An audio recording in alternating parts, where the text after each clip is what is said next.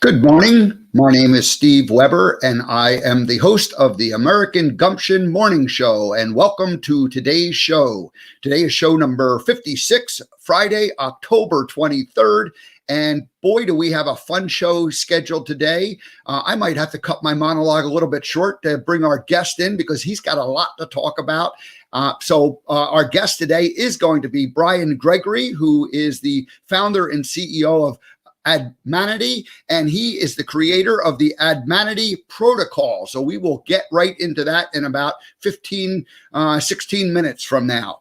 All right, I do have a movie life lesson, and then I have a monologue, and my monologue, coincidentally, is going to be called Endorsing Products. So I'll give you my philosophy about that. And then let me just tease and tell you what's coming up in the next couple of days. So Monday, Radiance and Steven Tyler, husband and wife, and their business is Lighthouse Effects, and they are creating a brand new recording studio. So they work with musicians. They were touring musicians themselves for many years. And so they're going to show us or give us a sneak peek behind the scenes at their under construction studio that they're building and what Lighthouse Effects is all about and what it is that they are doing to help musicians and transition into a new kind of way of being in the music industry.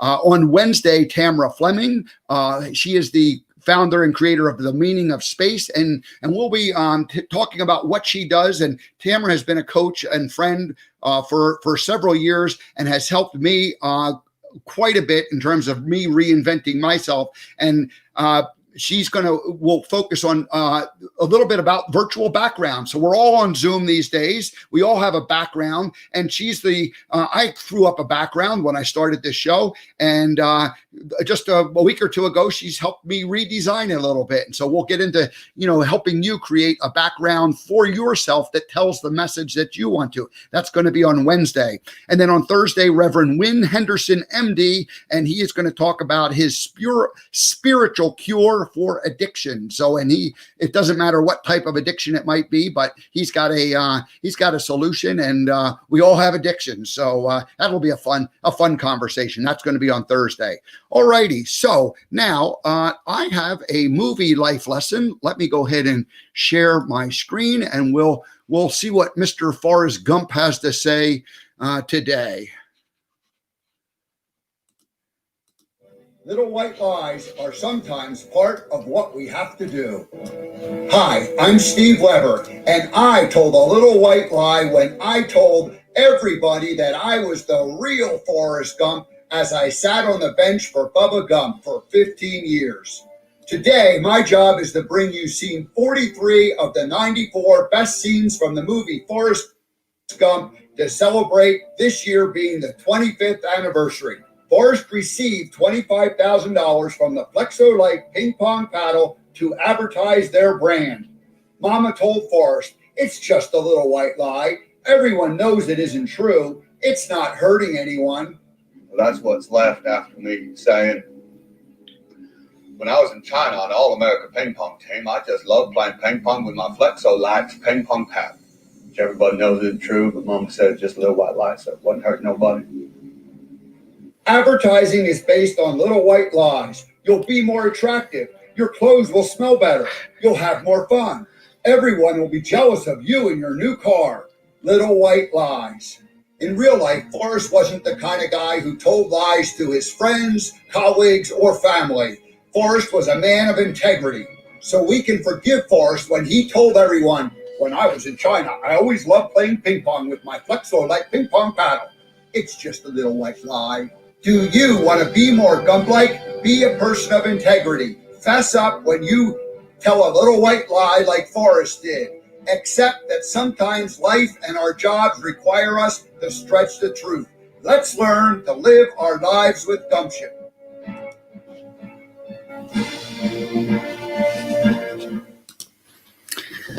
All righty. So that will lead us into my monologue, and that was scene number 43. And for those of you who do not know the story, let me do one thing here. Hold on a second. We got crazy stuff happening over there. Here we go. I think that's good. Okay. Whew. Got music playing in the background. Hey, so anyway, that was scene number 43 of the 94 life lessons from the movie Forrest Gump. And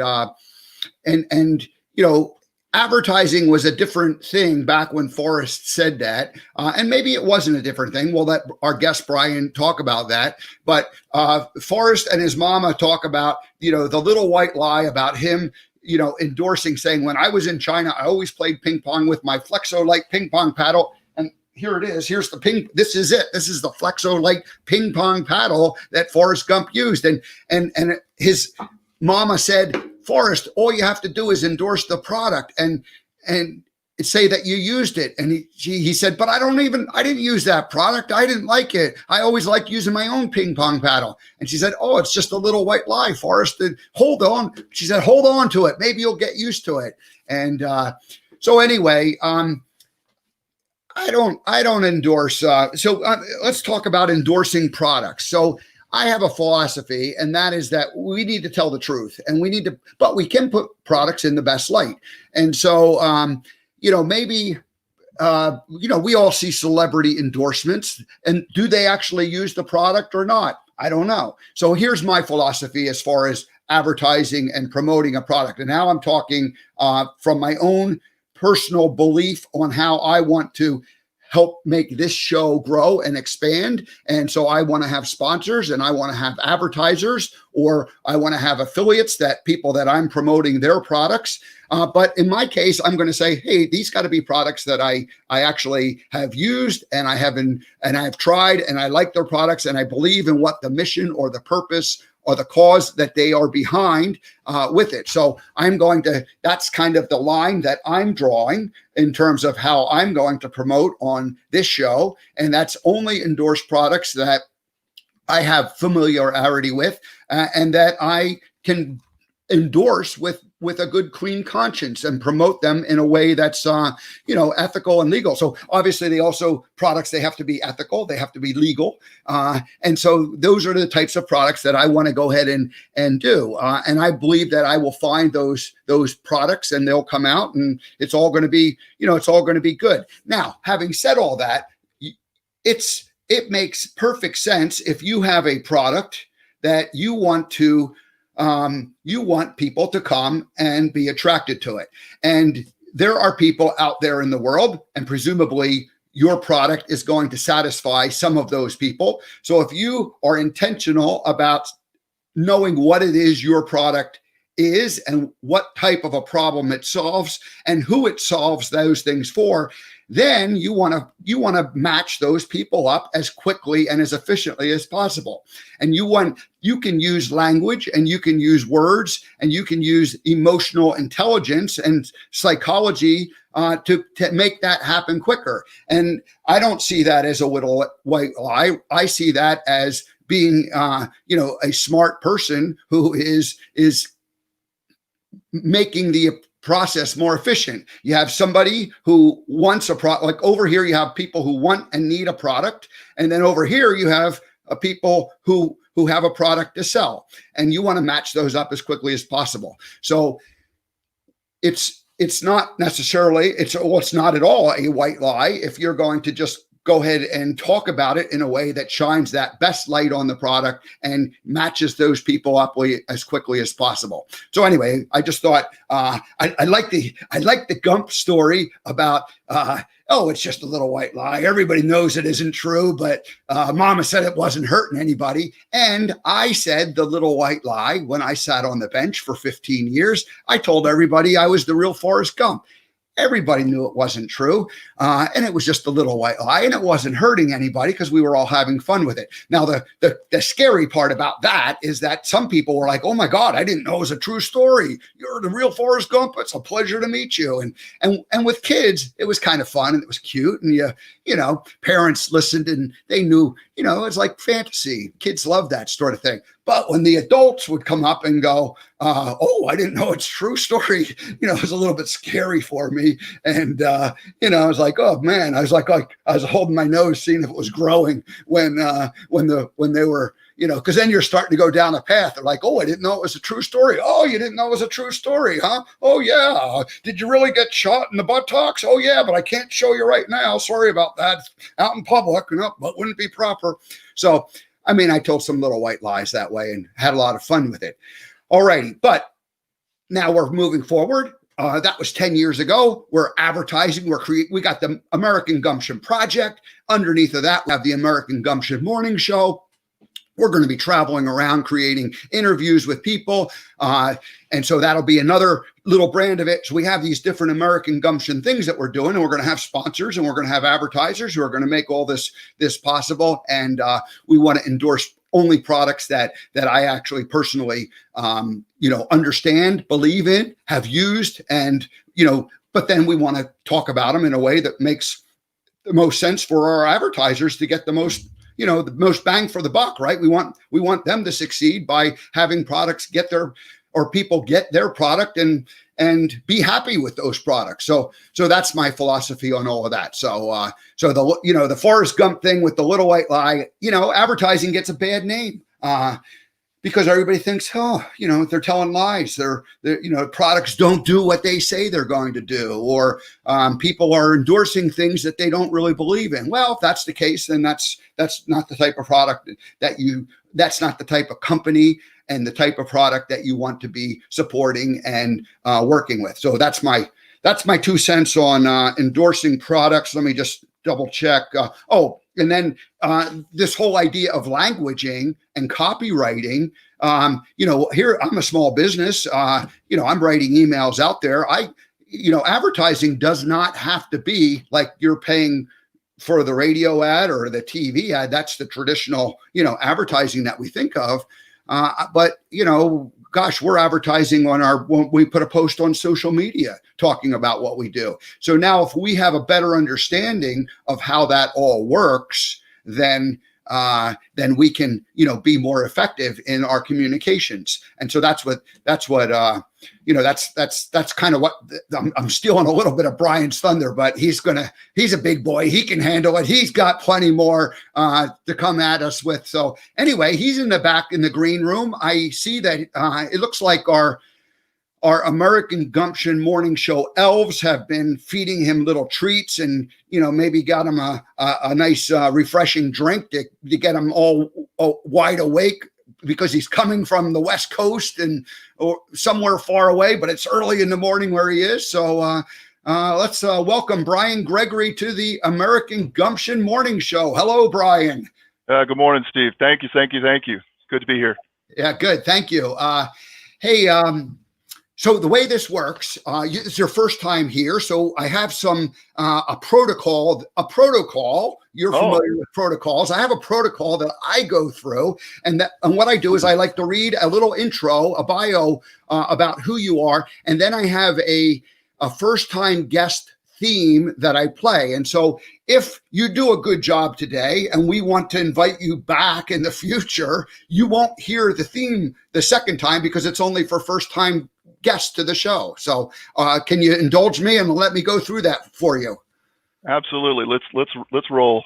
All righty. So Brian Gregory is the CEO of Admanity and creator of the Admanity Protocol. The Admanity Protocol is the world's first emotional algorithm for small business brand analysis. It is also used by advertising agencies. So this is a big deal, and we're going to have to dig into it. But the Admanity Protocol analyzes a company's brand in 5 minutes online and then creates agency-level advice on how that business should market and advertise emotionally to reach its core audience. The algorithm identifies the ideal tactics, strategies, and ad formulas that can be used as well as a myriad of other marketing recommendations. It is a breakthrough for small businesses that need the strategies as well as for the ad agencies that are hired to create them. Brian has been an entrepreneur for 40 years and has spent 20 years in the publishing, advertising, and agency realm. He's the author of the book, Sheep Don't Eat Complicated Grass. Sheep go up and they want the simple grass. They look at the complicated grass and they go, not for me. Not for me. So Brian is passionate about the advantage of emotional marketing. He's the former publisher of multiple citywide magazines and newspapers, an advertising sales master, author, speaker, and an expert on emotional marketing and brand tactics. So Brian Gregory, welcome to the American Gumption Morning Show. Wow, thank you for that great introduction. Yeah, no, that's you've had a nice career, and we're going to get into that. But let me play this first-time guest theme, and then we'll get into all those details. Okay.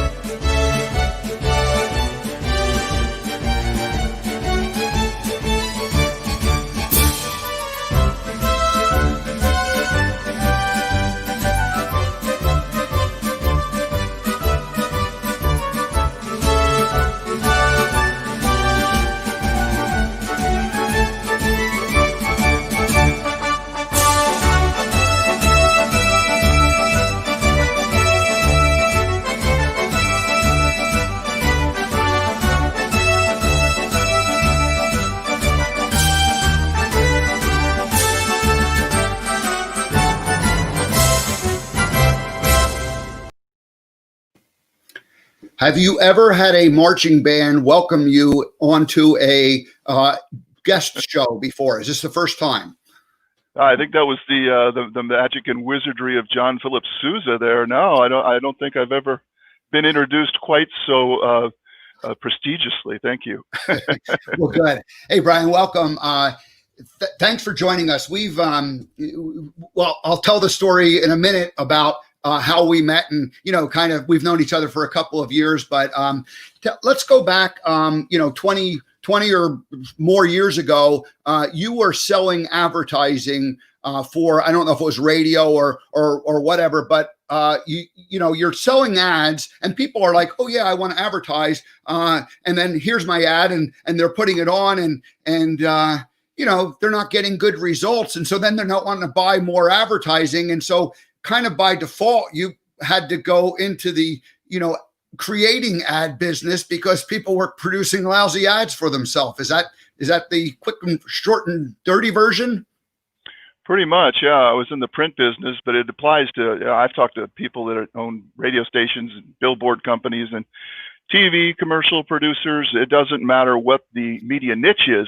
Everyone has the same problem, and that is that the clients often will give creative to you, the ad itself, that is not quality enough to move the needle on the brand. And so, basically the brand doesn't go anywhere. The money is spent. They come back to you and say, well, your media is no good. It just doesn't work for me. And they always blame it on the media, never on the creative itself. And after you do this for, 20 years, you say, well, wait a minute, maybe I should help them with the creative because I do know a few things. And, when I started to help people with their creative, they started to get a lot happier about what was being said about their brand, and it started to get results. And I realized, I just can't let everybody drive their own ship all the way into the harbor. Sometimes they need a little bit of help. Right. So these people are bringing you an ad and saying, okay, yeah, run this ad. And you're looking at it and you're going, man, this isn't going to work. Yeah, you get the logo that's about 10 stories tall and the pictures of the family and the homemade take on everything. And while you get points for authenticity, you really are not, you're straying off the path of what is proven to make humans respond. And there are just certain paths that work. They always work. They work repetitively, formulaic. And if you stick to those formulas, you win. And if you deviate, you probably don't. These formulas that you're talking about, kind of back at the beginning of your career, did you really understand all the formulas, or did you have more of a kind of an instinct about them and then kind of learned the formula part at that point? So how did that, light bulb come on for you? The honest truth is at the beginning of my career, I didn't know any more about advertising than the people I was selling it to.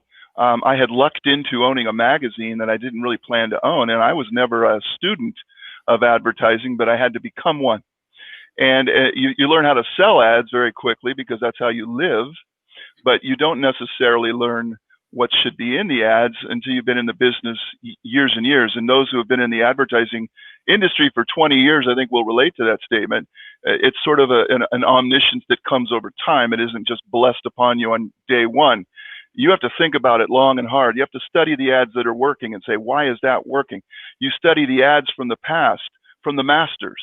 Study the ones that worked before. They'll work again. And you just sort of acquire the knowledge. And one day I sat down and said, I'm tired of acquiring it. I want to go on a fast track. I want to get to the answers, because people just want answers. That's all they want. They don't want to hear about how hard it is. They want to hear how easy it can be. And that's what I set out to do with Admanity.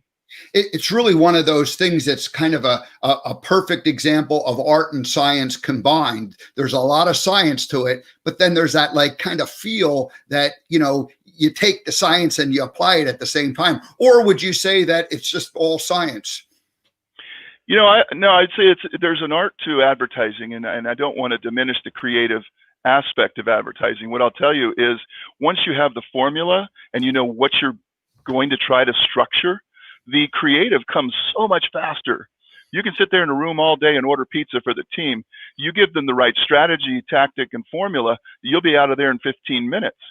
So, it just speeds up the process for anybody that's in the creative side of it. And the creative is so important. But what's mathematically sound is the strategies that continue to repeat. They're almost mathematical in their precision. And we have hundreds of formulas within Admanity.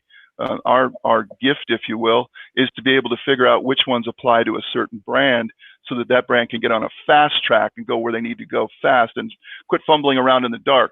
No bungle in the jungle. Let's just get on with it. This is what works. This is what's always worked. Why don't you just do this? And we give you multiple selections, multiple choices, so that you can. And no matter what your business is, I guarantee you we have some answers for you. So roughly 3 to 4 years ago, I'm minding my own business one day, and I get a phone call, and it was from you, and you were working on a project, and you thought the Gump concept might be a good fit for the particular client that you are working with, and that's how we ended up getting to know each other, and we kind of laid out this thing. And I had been, of course, like eating, sleeping, breathing Gump for a long, long time. And so we kind of had this like great, kind of initial concept, because I remember you kind of got what I was like thinking about, but you did it from sort of an advertising thing. So we ended up having this, over the course of a few short months, we got to know each other, and we talked about, the potential and different advertising things. The particular project we were talking about never came to fruition, but we both walked away, or at least I certainly did, with the feeling like, okay, this is good. And Brian's a guy that I want to keep in touch with. And, that particular project didn't work, but there's something down the road that we're going to do together. And so, anyway, I just wanted to share a little bit of how we got to know each other, and anything you want to add to that. It's interesting. We've come full circle, because we started from a place of trying to create a benevolent message. And of course, anything associated with Forrest Gump is going to be a warm, pleasant message, no matter what you're trying to say. It's an archetypical, perfect character. And we deal a lot with what we call archetypes in Admanity, and it's nothing more than a category with certain common traits.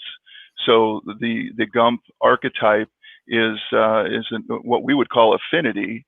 In Admanity, that would be one of our archetypes, and we would show you how to present that type of product. And here we are again today, trying to do something good for everybody, trying to show small businesses how they can turn their business around, especially now in COVID. Everybody is freaking out because the game is different. The rules have changed, and they continue to change, and the strong will survive. So we've really got to get down to the brass tacks of, what am I going to say about my business? I really don't have the money in the bank to be wrong. I can't afford to fumble around and spend money on things that don't work. Maybe I should just figure out what works and just push forward that way. And that's where we're at here. And that's one of the things Admanity wants to do. Our goal is to help 1 million small businesses find their way. And it's nothing more than giving them the answers. They're smart people. They can do it. They don't need much help once they have the answers. Get out of their way, let them work. And that's all we want to do, is we want to become their virtual agency. We'll get you on the right track. You're probably not on it right now. You might even be on the dirt road, but we're going to get you right on track so you can speed ahead.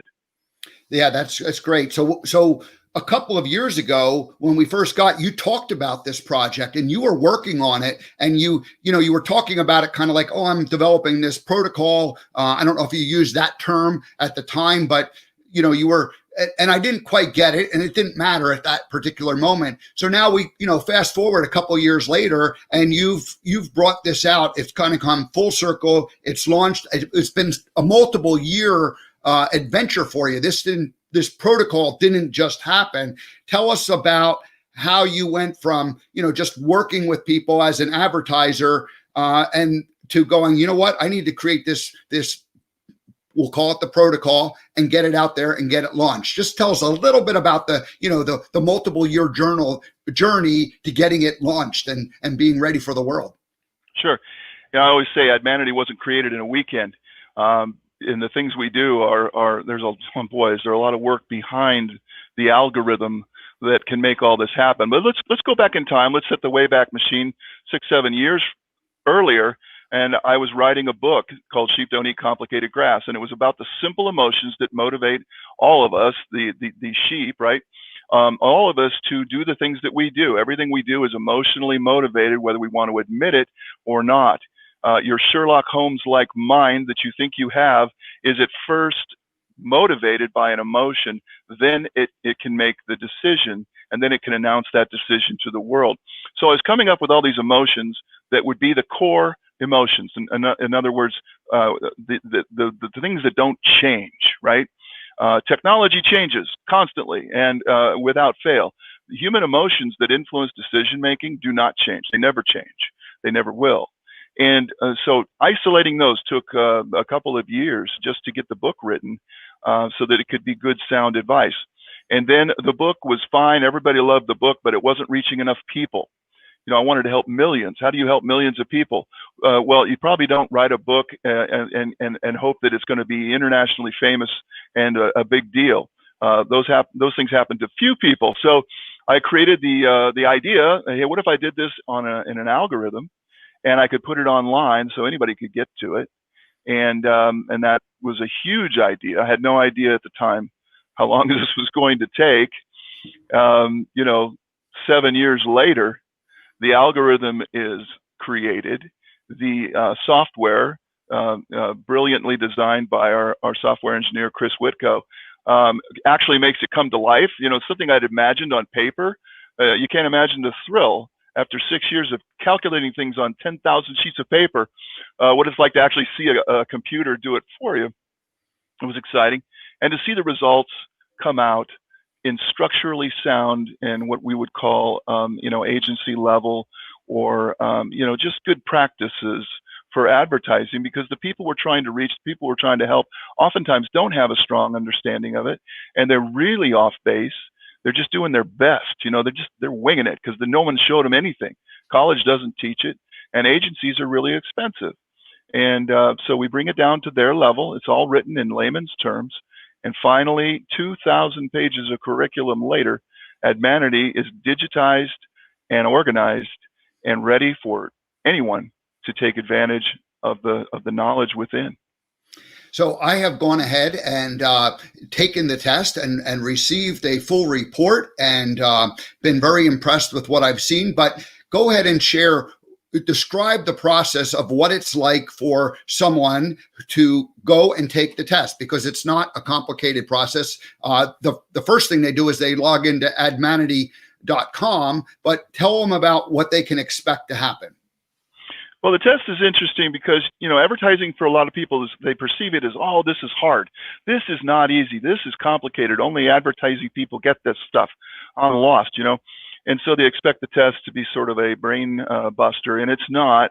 Our goal at Admanity is not to figure out what you do. You already know what you do. I wouldn't dream of telling you about how to run the operations of your company. You got that down stone cold.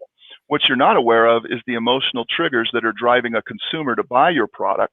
You might be generally aware at times, but specific formulas, tactics, and strategies have probably eluded you. And all the test is trying to do is get to the core of the emotionality of your brand. We don't want to tell you what to sell. We want to tell you how it will be sold. So all we're analyzing is what are the emotions involved in your brand. So the test is real easy to take because they're just real down and dirty, true, false, simple questions. Anybody can do this test. It takes about 5 minutes. And then the test has enough information to isolate the archetype or the key emotion of your brand. And we give you that right away, instantly, as soon as you take your test. Now that key emotion is made up of other emotions. Kind of like a molecule, it has a lot of moving parts. We've got the right molecule. Now we need to teach you what's inside. This is where you'll learn all of the strategies and tactics. You'll get a brand brief right up front and give you 4 or 5 pages of information.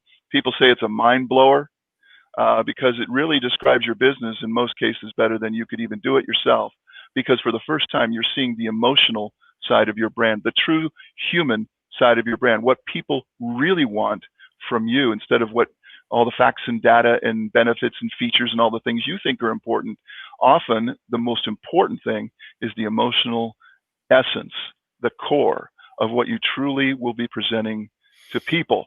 And that's what the test does in 5 minutes. So it's pretty cool.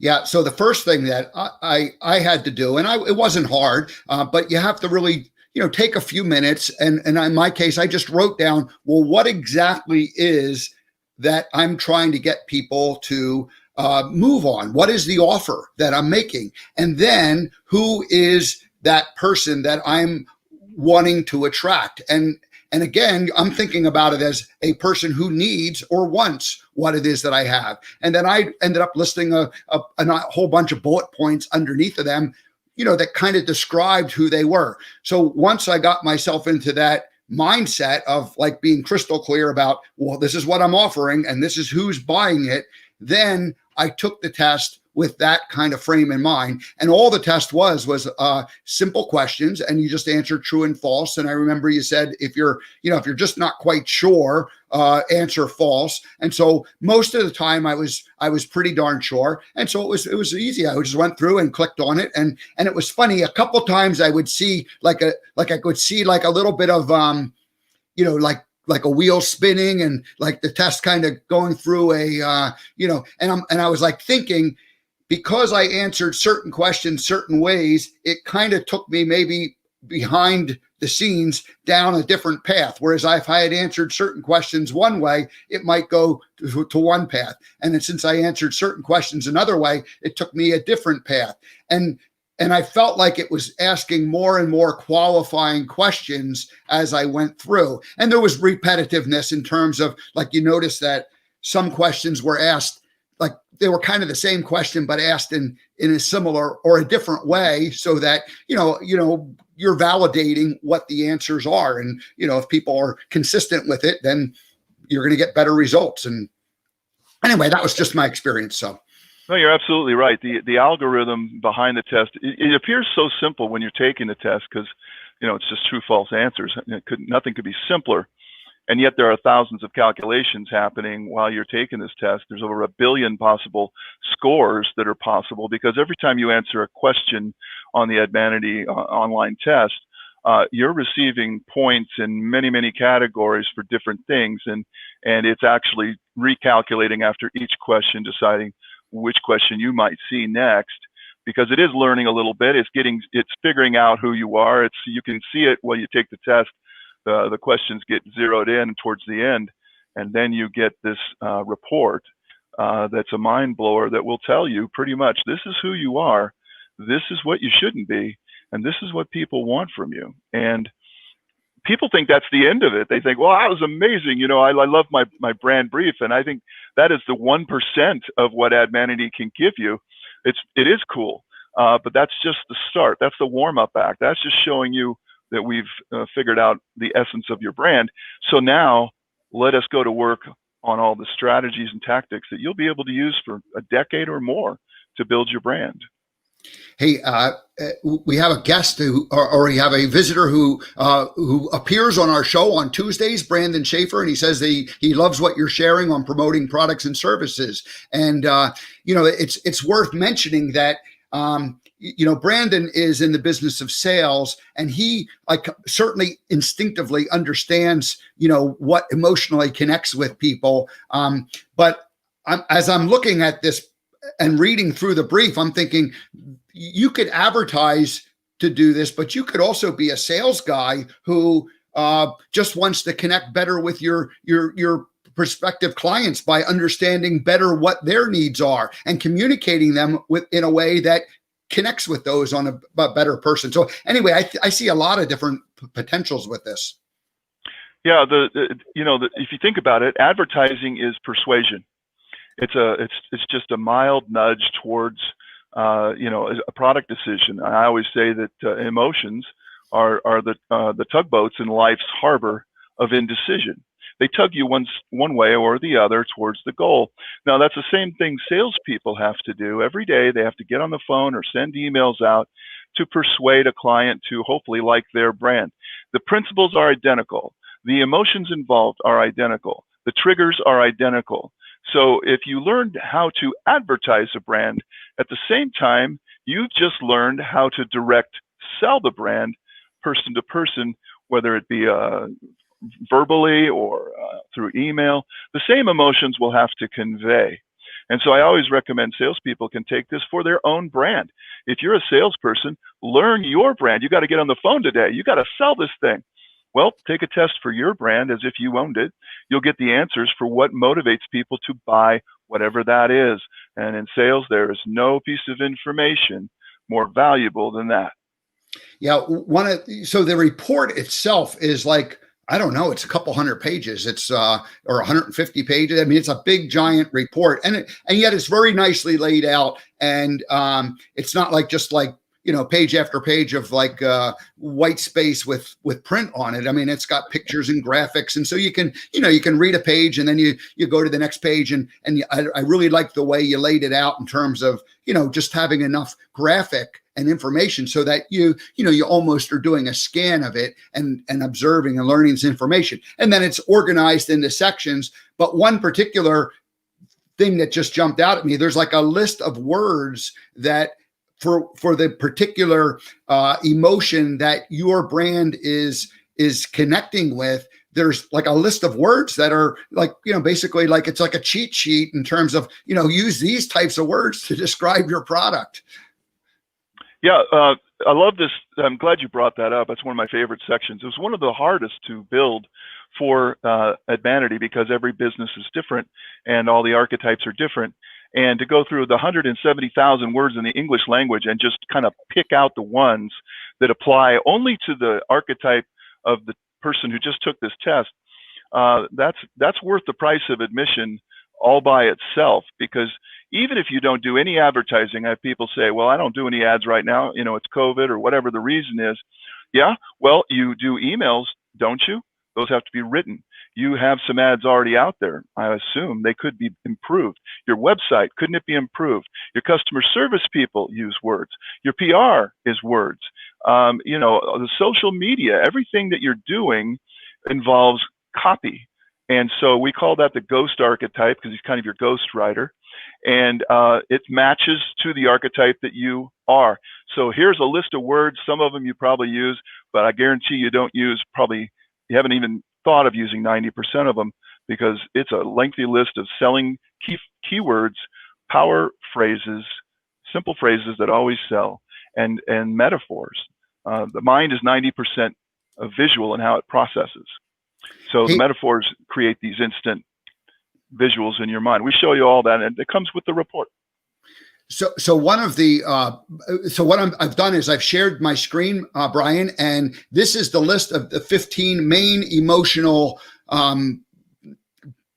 What would you call them? I mean, you tell me what we're looking at here. Well, this is the 15 emotional archetypes. You'll see the word archetype a lot in our literature. It's just categories. These are the 15 emotions that have sold every brand to the world and will continue to sell every brand to the world. There's not going to be much change here until human software gets overwritten. This is your roadmap. We haven't reached our expiration date. We're going to live on in the year 3020. These same 15 emotions will apply. Technology will change, and we'll probably be looking at a hologram or something crazy we can't even imagine. But whatever it is, these 15 emotions will remain. And what you see here are the 15 actual emotions. Looks like a little periodic table. And they're color-coded because each category appeals to a different emotional style. And for example, the blue is for confidence, and the yellow is the comfort category, and the red is the control category, and the green is challenge, and the purple is change. So for example, let's look at the purple. It's based on change. People do like to change. They like new things. They like to switch. And altruism is about change. It's about change for all the right reasons, whether it's charitable or just something you're doing for your customer. Attraction is change in yourself. You want to be younger, thinner, richer, taller, bigger, stronger, smarter. All those things we strive to be. An attraction brand will help you get there. Innovation is about changing. There's something new. We've created a whole new deal here. Status quo is gone. Look at my new thing. That's innovation. So you can see how they all relate. So each string of color means a lot to us, and you'll see them throughout your report. You'll be one of these boxes. One of these boxes will come with your brand brief, and we'll say, for example, hey, you're the temptation brand. Okay, but you will see all of these emotions in your report playing either a small role or a very influential role in why people will buy temptation. And there's formulas, and they're very precise, and it's one of the nice things about it is you just get the answers. Okay, that's what business people want. Once you learn these 15 emotions, you can sell anything to anyone, anytime, at almost any price, because these are the things, these are the triggers that make human beings purchase, click on the button, show up at the weekend parking lot sale, buy things, join things. These are the emotions that make it happen. So what you're looking at is the bedrock of Admanity. One of the things one of the sections, Brian, was using your temptation example. I remember there was a section, and I forget what it was called, but it had like 4 or 5 other brands that were kind of like opposites, and so it was almost like it was kind of like a red flag for you don't want to be using this type of language for this particular brand. So it not only told you what to do, it also gave you like an idea of, okay, you want to avoid these things. There's some overlap between all of these, but there was always it seemed like there was always or there were certain ones that were almost like opposites that you want to avoid. Yeah, there's no bad archetypes, but there's bad ads. And each archetype has a complex mix, and they're all different, completely different. And in your mix, so to speak, you'll find a few that are what we call inverse, or not the ideal archetype for you. They're part of you, but at such a low level that they're almost insignificant to you, and you wouldn't want to focus on them. And the algorithm figures all that out with the math, and the ones with the highest scores that come through, well, those are the ones you got to focus on. That's what's going to make your brand fly off the shelf, because this is what's going to resonate most with consumers. And here's 1, 2, 3. How do you do it? Here's ABC done on how to trigger that exact thing. So, and then some are in the middle, and they're just contributory. So that's what the algorithm does, and that's why it's a breakthrough, because everyone will agree with me when I say this. Emotions move products. Emotions cause actions, always and forever. Everyone will agree with that. You can find 10,000 blog posts that will say that. But then they sort of leave you at the cliff. Well, which emotions? How does it work? Where are the steps? What's the next step? I believe you, but that doesn't really help me. Admanity goes way deep into the onion. We just don't tell you emotions are really cool. We show you which ones work and why, and how you're going to move your brand, how you're going to move that needle, how you're going to do things like the old brands did that moved the needle before the internet, before social media, before even TV. There were billion-dollar brands. They were doing it. They were doing it through emotion. Mm-hmm. So, you know, a spirituality gone wild, my broadcast partner for the morning show, a lot of people are spiritual entrepreneurs or solopreneurs, people who have an online business. You know, they would benefit from this because even though they're not creating an ad campaign per se, that, you know, a large scale advertising agency is going to create for them, and then they're going to buy a lot of ads that are going to be shown on TV or radio the traditional way. They are like a one-man band advertising themselves, and you're giving them a blueprint. So if they know who their customer is and they know what it is that they're offering, this will match that up pretty darn nicely. Yeah, I'm glad you mentioned that, Steve, because the assumption is, and there are so many entrepreneurs out there now, the internet has created an explosion of people who can now do it from home. They can do it from their computer. It's a fantastic crowd-sourced, and so much talent out there now than there ever has been. But a lot of times these people are at home, or they have a staff of 2 people or something very small, and they need all the same advantages that a big brand has. And they believe, well, I'm small, I can't do it, I don't have the resources. Well, last time I checked, emotions were free, words are free, colors are free, all the things that work are free. And the inference is that I'm small, so I need to think small. No, actually, the exact opposite is true. Let's say you're a restaurant, and you assume that because you're a one location restaurant, you can't do it. Yeah, you can. You can advertise just like the billion-dollar restaurants do. You'll be using the exact same tactics. Your budget will be smaller, but you don't have to think small. In fact, every small brand started out small. Every big brand started out, well, what I'm trying to say is every big brand started out small, and now they're big. And the reason they're big is because they used the right emotional combinations to basically sell their product. You should do the exact same thing. So yeah, small people, we want to help them more than anybody. They're the backbone of America. They're 98% of all the businesses that are out there are small businesses. And coincidentally, they're the ones that don't have the information. The big guys can afford the agencies. Agencies are great. They will do a fine job, but college isn't teaching it. And the people that sell the advertising aren't teaching what to do. They're concentrating on building a good advertising vehicle for you. That's their job, is to make sure it gets out there. You have to be in charge of the message. You have to understand it. You have to know when your people bring you an ad, is this any good? Are we going to spend money on this? You need to know that. And that's what Admanity will show you. That's a really good point, because if you are using an ad agency right now, it just dawned on me, you can take the test yourself, get a better understanding of what it is that your ad agency is doing, and then better manage them and find out if they actually know what they're talking about. Yeah, we work with agencies, and we have a version of Admanity that's a pro level for agencies to use. And you know, the agency wants to give you great advice too, and so we can help them get to the what you need much faster. We sell the entire Admanity protocol, by the way, for $397. No matter how much you love Admanity, you can only spend $397, and there's a 30-day money-back guarantee. So there's really no risk. But I've had agencies look at what we give, and you've seen a sample of what is offered in exchange. You have the report yourself. And I've had more than one agency tell me that we would charge $10,000 for this kind of information. And it would take us, you know, several weeks, if not a couple months, to put it together.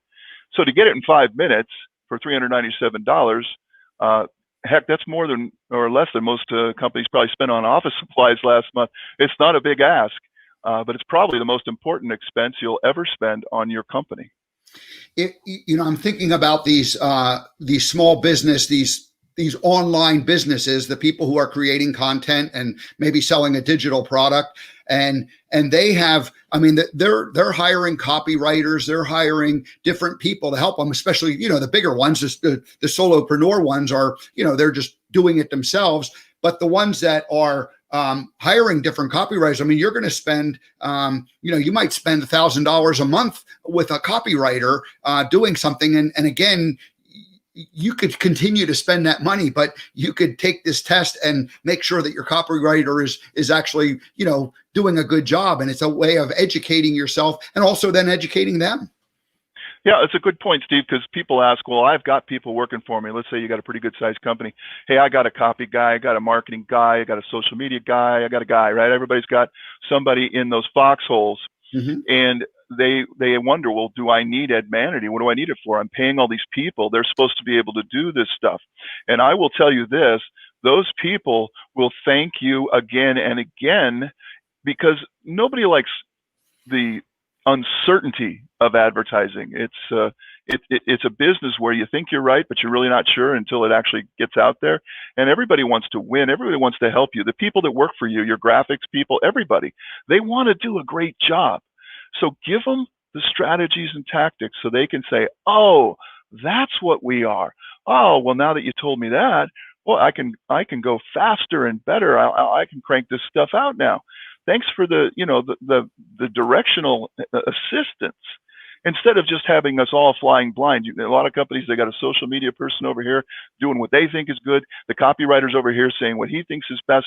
You know, you got another graphic designer over here, and he or she thinks she's doing the best she can, and they're all running around trying to do the best they can. But there's nobody that's harnessed this energy and channeled it straight ahead. And that's what Admanity says. Okay, here's the answers, folks. Just channel everybody here. In fact, I have companies that have taken the test multiple times, had their staff take the test. So they align their entire staff to the archetype, and they teach them, this is what we are. This is what you thought we were. Here's what we really truly are. Here's where you could improve.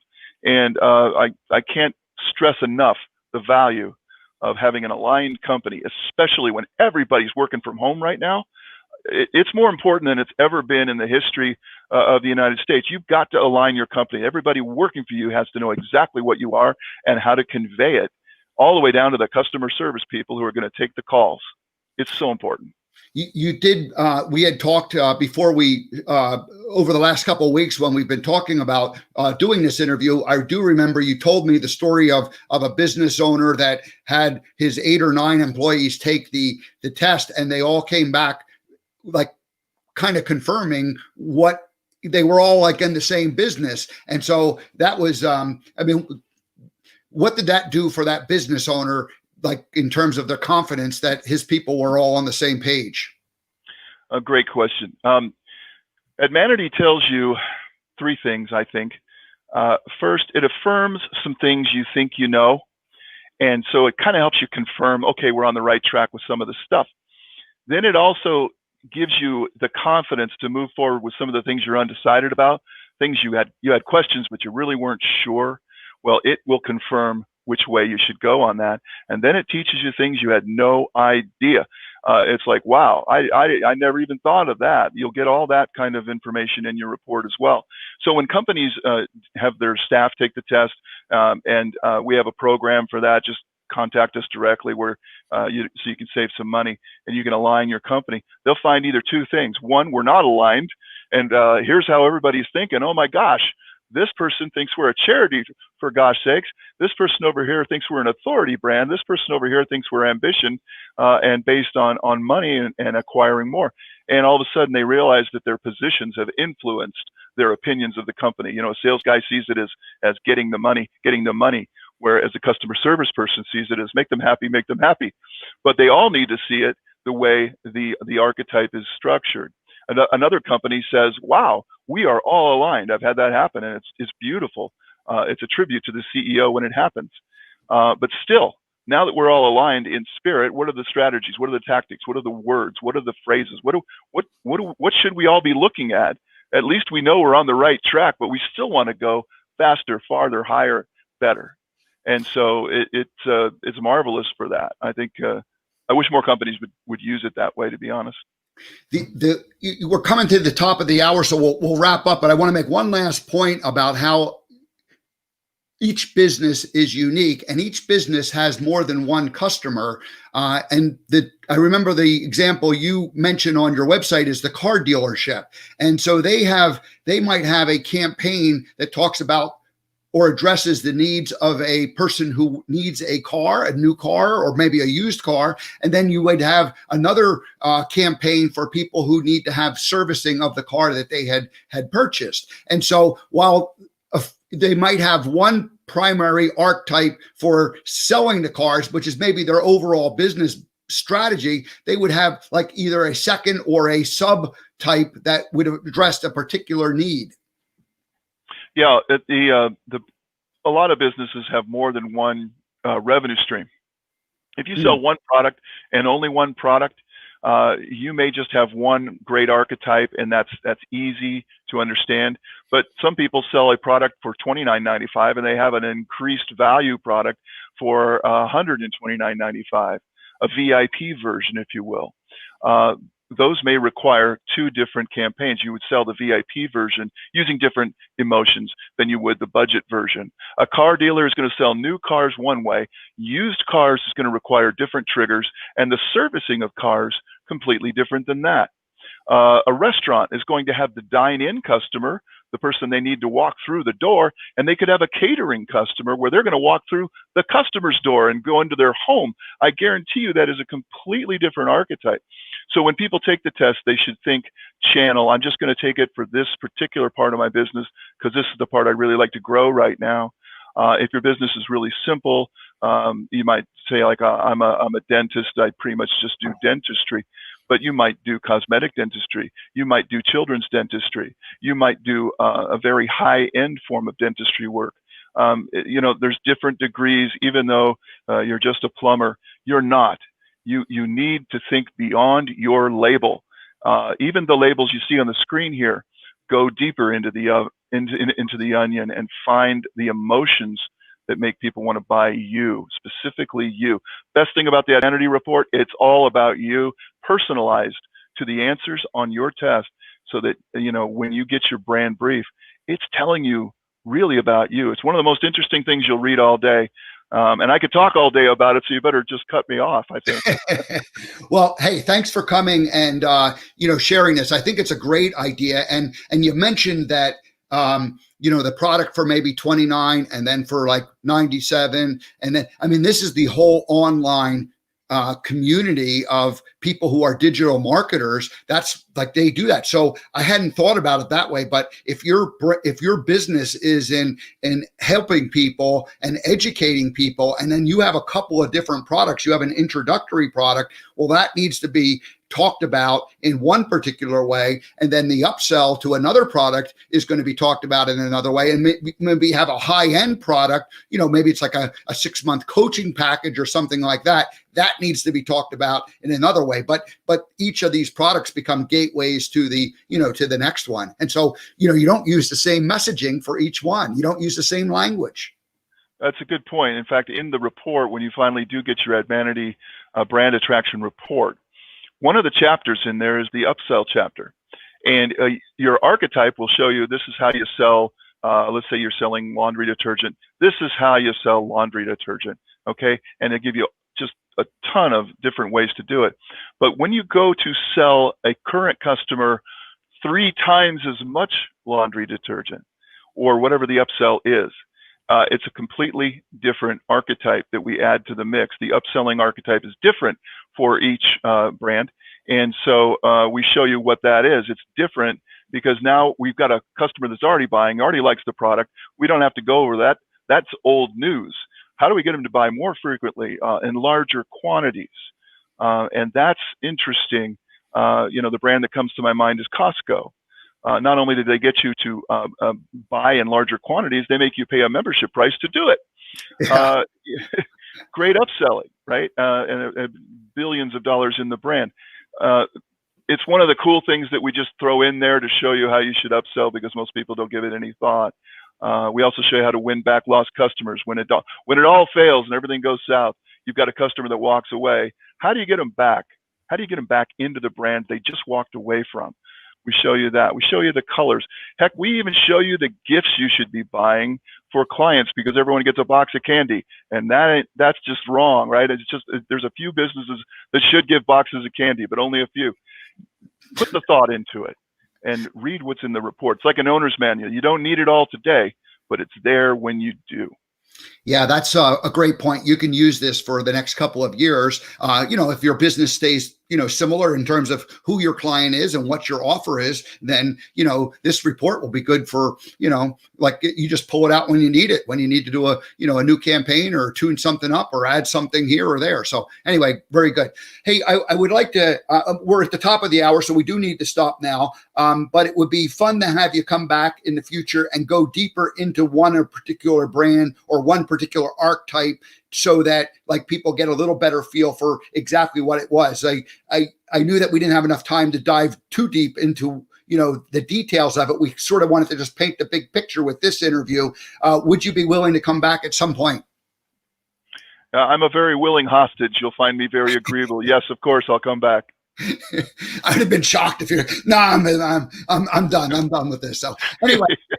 I'll have my people get in touch with your people, and we'll see if we can put it on the calendar and get you back to the American Gumption Morning Show, and we'll talk about it. And I, because of the way my brand is, kind of the vision of my brand, I should say, is being structured, having sponsors and having different people that I will be working with. Each of those people have a separate, unique need. So I need to learn to talk about the different people in different ways in terms of, helping them to grow their businesses.